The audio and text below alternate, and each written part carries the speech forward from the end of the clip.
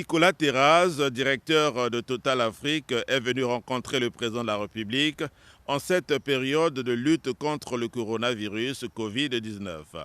Dans cette lutte, l'Association des opérateurs pétroliers en République du Congo a défini deux voies prioritaires. La première, celle d'assurer la santé des employés et de toutes les personnes atteintes ou non de la maladie évoluant sur les installations pétrolières. De quelle manière? Au travers de plusieurs actions. Une des actions a été donc la réhabilitation d'une partie de l'hôpital Adolphe Cissé, au travers du don de consommables, au travers de dons de carburant pour le secteur hospitalier, pour leur permettre de circuler et effectivement de mieux prendre en charge les patients de la Covid, de dons de respirateurs également, de machines PCR. Donc un ensemble d'actions ont été mises en œuvre et ont représenté d'ailleurs un montant assez significatif, mais c'est notre devoir en tant que citoyen de la République du Congo. La deuxième priorité est celle de poursuivre la production afin de maintenir les revenus pour le pays. L'industriel français dit son optimisme quant à la conduite à bon port du partenariat Total Afrique, gouvernement du Congo, sur le terminal de Njeno. Le maintien de la production est essentiel pour effectivement maintenir les revenus pour le pays.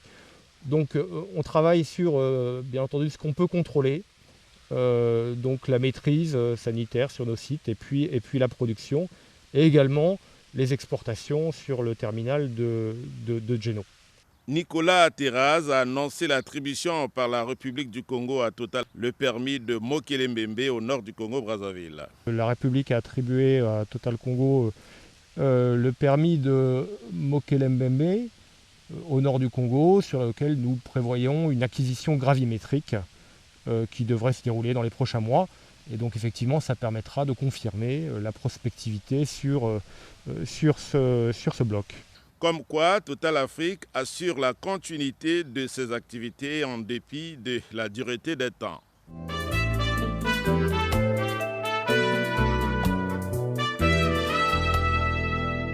Le président de la République, Denis Sassou Nguesso, a dirigé les travaux de la 7e réunion de la coordination nationale de gestion de la pandémie de coronavirus Covid-19 par visioconférence le vendredi 24 juillet 2020. Deux points étaient inscrits à son ordre du jour, à savoir l'examen du 7e rapport de la Task Force et les recommandations. Présentant son rapport à la coordination, le ministre d'État Gilbert Ondongo, en sa qualité de président de la Task Force, a fait remarquer qu'au Congo, le nombre des personnes contaminées a doublé en moins de 3 semaines, sans doute suite à la pratique plus importante des tests de dépistage. Dans le même temps, on déplore un relâchement dans le respect des mesures barrières et des insuffisances dans la prise en charge des malades. Quelle est alors l'évolution récente de l'épidémie au Congo ? Comme cela avait déjà été noté, la pratique plus importante des tests de dépistage révèle chaque jour un nombre plus élevé de cas positifs à la Covid-19. Depuis le 6 juillet 2020, date de la dernière réunion de la coordination nationale, jusqu'à ce jour, le nombre de personnes déclarées contaminées après test a plus que doublé. Il convient de relever que les départements de la Likwala, des Plateaux et de la Sangha n'ont pas de cas actifs de contamination à ce jour. La Lekumu n'a, quant à elle, qu'un seul cas actif. À l'exception du Kwilu, il est à noter que le coronavirus Covid-19 ne circule presque pas à l'intérieur du pays. La maladie est donc installée à Brazzaville et à Pointe-Noire, où elle se développe. Elle se développe même à un rythme aujourd'hui accéléré. Brazzaville est aujourd'hui l'endroit où la maladie se propage le plus. 1237 nouveaux cas révélés dans la seule période du 30 juin au 20 juillet 2020. Pointe-Noire, deuxième foyer important de la maladie, a connu 432 nouveaux cas de contamination dans la même période. Les tranches d'âge les plus concernées restent les mêmes. 30-39 ans, 947 personnes contaminées. Tranche d'âge 40-49 ans, 838 personnes contaminées. Le pourcentage des femmes contaminées tend à augmenter. Elle représentait 23,3% du total au 30 juin 2020. Elle constitue aujourd'hui 27,1% du total. La mortalité au coronavirus Covid-19 touche surtout les tranches d'âge de 60-69 ans, soit 18 personnes décédées, et de 50-59 ans, soit 15 personnes décédées. Après le rapport du président de la Task Force, la ministre de la Santé, Jacqueline Lydia Mikolo, a présenté la situation actuelle de la riposte. Invitée à son tour par le président de la République à prendre la parole, Madame Jacqueline Lydia Mikolo, ministre de la Santé, de la Population, de la Promotion de la Femme et de l'Intégration de la Femme au Développement, a informé la coordination nationale de la situation épidémiologique du Congo à la date de ce jour, 24 juillet 2020. Ainsi, le Congo a déclaré 3038 cas confirmés depuis le 14 mars 2020. 756 cas positifs sont déclarés guéris à ce jour. 51 décès sont à déplorer, tandis que le taux de létalité est de 1,7%. Revenant sur la riposte, les orateurs ont indiqué que celle-ci comporte 3 aspects: la prévention, le dépistage et la prise en charge. Au Congo, l'incidence économique de la pandémie Covid-19 au deuxième trimestre 2020 indique que la croissance économique est restée négative malgré le frémissement observé en fin juin à la suite des 2 premiers paliers du déconfinement. La coordination nationale constate que le déconfinement a produit ses premiers effets heureux au mois de juin. La plupart des branches d'activité ont renoué avec des taux de croissance positifs, à l'exception des activités pétrolières, des industries, ainsi que des transports et services des professions libérales. Sur le plan de l'emploi, la situation s'est heureusement améliorée par rapport à ce qu'elle était à la fin du mois d'avril, durant le confinement. Poursuivant son propos, le ministre d'État Ondongo a rappelé les principales mesures de stabilisation de l'économie nationale, définies par la coordination nationale lors de sa session du 17 juin 2020, qui consistait en, premièrement, des dépenses budgétaires à réaliser entre le 1er juillet et le 30 septembre 2020 pour un montant total de 300 milliards de francs CFA, répartis ainsi qu'il suit. Dépenses à partir du compte spécial du Trésor, Fonds national de stabilisation, à hauteur de 100 milliards de francs CFA. Dépenses pour le remboursement d'une partie de la dette intérieure pour un montant de 100 milliards de francs CFA. Dépenses pour les commandes publiques passées aux entreprises locales d'un montant de 100 milliards de francs CFA.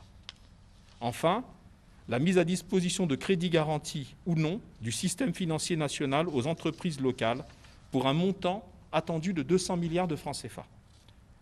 La coordination nationale avait procédé, entre-temps, aux affectations des sommes issues du Fonds national de solidarité de la façon suivante. Premièrement, garantie des prêts accordés par les institutions financières aux entreprises, artisans et autres acteurs du secteur informel pour 20 milliards de francs CFA. Deuxièmement, ouverture de lignes de crédit domiciliées dans les banques et établissements de microfinance à hauteur de 50 milliards de francs CFA. Ensuite, subventions directes d'investissement ou d'exploitation à hauteur de 10 milliards de francs CFA. La prise en charge partielle des salaires des employés mis au chômage technique ou économique pour un montant de 10 milliards de francs CFA. Enfin, des transferts monétaires au profit des ménages et personnes vulnérables à hauteur de 10 milliards de francs CFA.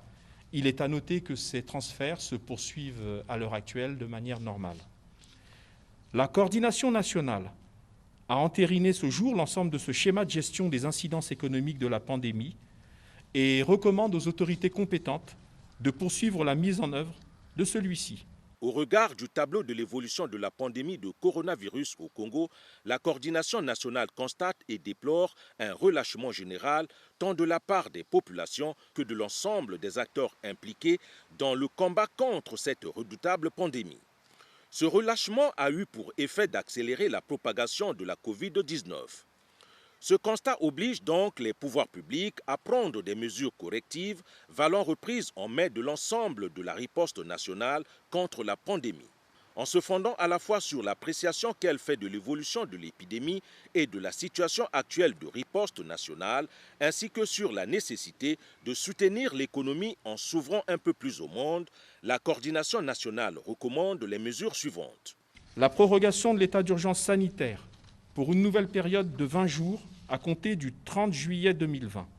La prorogation du couvre-feu sur l'ensemble du territoire national, à l'exception de Brazzaville et Pointe-Noire, traités séparément, et ce, de 22h à 5h du matin sur l'ensemble du territoire national. L'interdiction de rassemblement de plus de 50 personnes dans les lieux publics et privés, à l'exception des marchés domaniaux et de la participation à une activité autorisée dans le cadre du déconfinement. Le port obligatoire et conforme du masque de protection individuelle. L'observation totale, partout et par tous, de toutes les mesures barrières. La non-réouverture des établissements d'enseignement fermés, des résidences universitaires et des internats.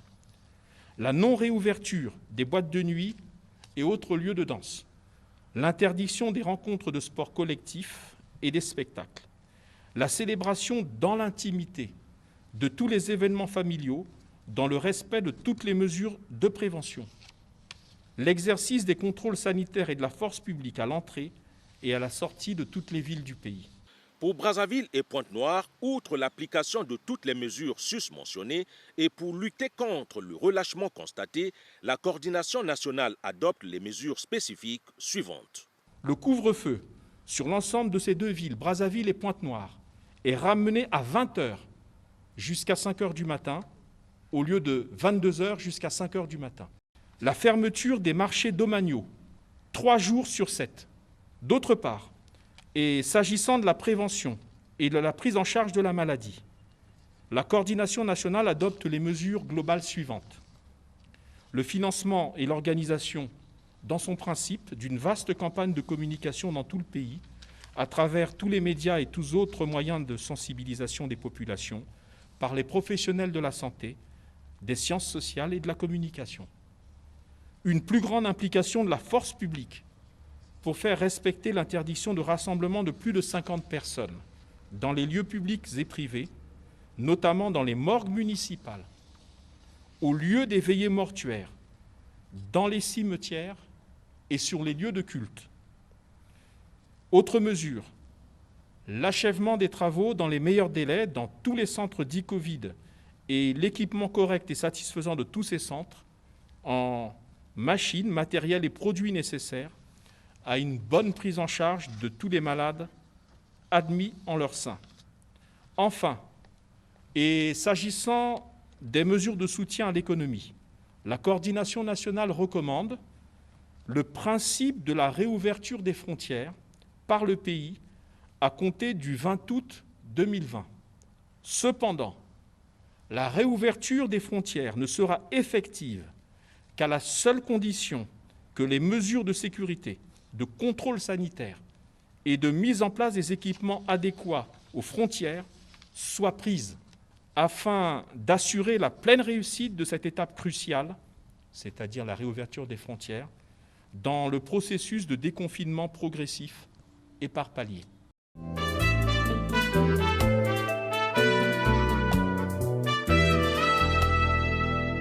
Le Conseil des ministres s'est réuni le vendredi 24 juillet dernier par visioconférence sous la très haute autorité du président de la République, Denis Sassou Nguesso. Au cours de cette réunion, les membres de l'exécutif ont planché sur 3 affaires, à savoir le projet de loi autorisant la prorogation de l'état d'urgence sanitaire en République du Congo, une communication sur le cadre budgétaire à moyen terme 2021-2023, ainsi qu'une nomination. La pandémie de coronavirus Covid-19 qui sévit au Congo depuis le mois de mars 2020 ne fait que se répandre dans le pays. Face à l'évolution de cette maladie, le gouvernement vient d'envisager la prorogation de l'état d'urgence sanitaire en République du Congo pour une période de 20 jours. Invité par le président de la République à prendre la parole, M. Aimé-Ange Wilfried Bininga, ministre de la Justice et des Droits humains et de la promotion des peuples autochtones, a rappelé que la pandémie de coronavirus Covid-19 qui sévit dans notre pays a entraîné la déclaration de l'état d'urgence sanitaire par décret numéro 2020-93 du 20 mars 2020 du président de la République. et ce, sur toute l'étendue du territoire national pour une durée de 20 jours à compter du 31 mars 2020. Face à l'évolution de cette pandémie et après avis des experts, l'état d'urgence sanitaire initialement décrété a été prorogé 5 fois par les décrets numéro 2020-118 du 20 avril 2020, numéro 2020-128 du 9 mai 2020, numéro 2020-144 du 30 mai 2020, 2020-154 du 19 juin 2020 et 2020-196 du 8 juillet 2020, à chaque fois pour une nouvelle période de 20 jours, après autorisation du Parlement, et ce, conformément aux lois numéro 15-2020 du 20 avril 2020, numéro 22-2020 du 9 mai 2020, numéro 25-2020 du 30 mai 2020, numéro 31-2020 du 19 juin 2020 et numéro 34-2020 du 8 juillet 2020, autorisant la prorogation de l'état d'urgence sanitaire en République du Congo. Après avis du comité d'experts et au terme de l'évaluation des mesures prises par le gouvernement, il a été constaté que la Covid-19 continue de se répandre dans notre pays. En vue de permettre au gouvernement de poursuivre l'exécution des mesures prises pour faire face à cette pandémie, il est indispensable de proroger de nouveau l'état d'urgence actuellement en vigueur, au-delà de la période qui arrive à son terme le 29 juillet 2020. Le président de la République a ensuite invité le ministre délégué au budget Ludovic Ngatse à présenter aux membres du gouvernement le cadre budgétaire à moyen terme 2021-2023. Un instrument de programmation budgétaire prévu à l'article 9 de la loi organique numéro 36/2017 du 3 octobre 2017 relative aux lois de finances. Il s'inscrit dans le cycle de préparation du budget de l'État de l'année. Il a pour principaux objectifs de fixer la contrainte financière en indiquant le besoin, sinon la capacité de financement, sur la base des hypothèses économiques réalistes couvrant une période minimale de 3 ans. Il permet également de déterminer la trajectoire des recettes et des dépenses en fonction de l'orientation budgétaire définie. Pour la période 2021-2023, ce cadre a été élaboré dans un contexte marqué au niveau international et national par une crise sanitaire de Covid-19 sans précédent. Celle-ci est couplée à l'effondrement des cours du baril de pétrole. Selon les estimations du Fonds monétaire international, la croissance mondiale devrait connaître une forte contraction, passant de 2,9% en 2019 à moins 3% en 2020. Au plan national, après une contraction de l'activité observée en 2019, moins 0,3%, l'économie continue de traverser l'une de ses phases les plus critiques en raison des effets engendrés par la pandémie de Covid-19 et par la baisse des cours du pétrole. En effet, une contraction de 12,3% de l'activité économique est projetée en 2020 par la Banque des États de l'Afrique centrale. Le FMI et le Comité de cadrage macroéconomique l'estiment respectivement à moins 8,6% et à moins 6,2%. Dans ce contexte, le gouvernement se voit dans l'obligation de mettre en œuvre une stratégie de riposte contre la pandémie, tout en poursuivant l'exécution des mesures structurelles devant assurer le rétablissement des équilibres macroéconomiques. La création des 2 leviers que sont le Fonds national de solidarité et le Fonds de lutte contre le coronavirus participe de cette stratégie de riposte et de relance des activités économiques. Aussi, le cadre budgétaire à moyen terme 2021-2023 s'inscrit dans les perspectives suivantes. Premièrement, le renforcement de la politique de rationalisation de la dépense. Deuxièmement, la mobilisation des ressources et financements concessionnels. Troisièmement, la poursuite des négociations sur la restructuration de la dette publique. Quatrièmement, la poursuite de la mise en œuvre des mesures liées à l'amélioration de la gouvernance. À cette occasion, le ministre Ludovic Ngatse a fait un résumé analytique du cadre budgétaire à moyen terme 2021-2023, tout en décrivant la situation macroéconomique internationale et nationale de 2019 à fin mars 2020. L'activité économique nationale a connu une récession de moins 0,3% en 2019, compte tenu des contre-performances du secteur non pétrolier, qui a enregistré une croissance négative de moins 1,6%. À la suite des mesures de confinement et de limitation des déplacements mises en place par le gouvernement pour lutter contre la pandémie de Covid-19, l'économie nationale pourrait connaître une récession de 12,3% en 2020, avec un taux d'inflation moyen annuel projeté à 3% contre 2,3% en 2019. Par ailleurs, il est prévu en 2020 une dégradation du déficit global de la balance des paiements à moins 909,3 milliards de francs CFA contre 106,8 milliards de francs CFA en 2019. La situation monétaire pourrait être marquée par une baisse de 39,1% des avoirs extérieurs nets, de 20,1% de la masse monétaire et de 33% des crédits à l'économie.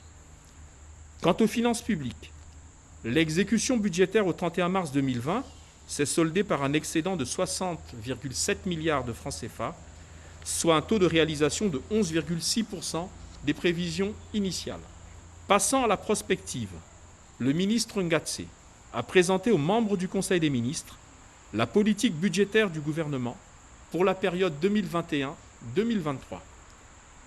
Après 4 années d'ajustement budgétaire, le gouvernement entend poursuivre la mise en œuvre des mesures et réformes entamées depuis quelques années, notamment dans le cadre de l'exécution de l'accord conclu avec le Fonds monétaire international.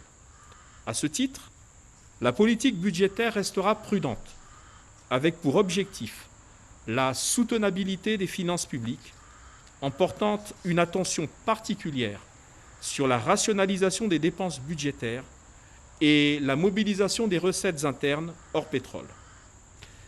Afin d'atteindre cet objectif général, la politique budgétaire poursuivra les objectifs spécifiques suivants. Réduire le déficit primaire hors pétrole, améliorer la transparence et la discipline budgétaire, rendre viable la dette publique. Pour atteindre ces objectifs, le gouvernement mettra en œuvre les mesures suivantes. En matière de recettes, l'accent sera mis sur la poursuite de la modernisation des administrations des impôts et de la douane, sur le renforcement de la politique fiscale et enfin sur la rationalisation des dépenses fiscales. En matière de dépenses, l'orientation principale sera axée sur l'efficacité de la dépense publique en veillant au respect de la trajectoire ainsi qu'à la mise en œuvre d'un pilotage serré pour assurer son efficacité. Les projections des ressources et des charges de l'État pour la période 2021-2023 tiennent compte des différentes mesures préconisées et des hypothèses macroéconomiques suivantes. La production de pétrole prévue à 135,2 millions de barils en 2021, 141,2 millions de barils en 2022 et 128,4 millions de barils en 2023. Le prix du baril du Brent est fixé pour 2021 à 37,9 $, 45 $ en 2022 et 45 $ en 2023. Tandis que la décote appliquée au pétrole congolais sera de 2,9 $ en 2021. Le prix du brut congolais est fixé à 35 $ en 2021, 45 $ en 2022 et 45 $ en 2023. Et le taux de change est proposé à 1 $ pour 580 francs CFA sur l'ensemble de la période. Enfin, le Conseil des ministres a procédé à la nomination d'Alain Bernard Ewenge au poste de directeur général des postes et télécommunications.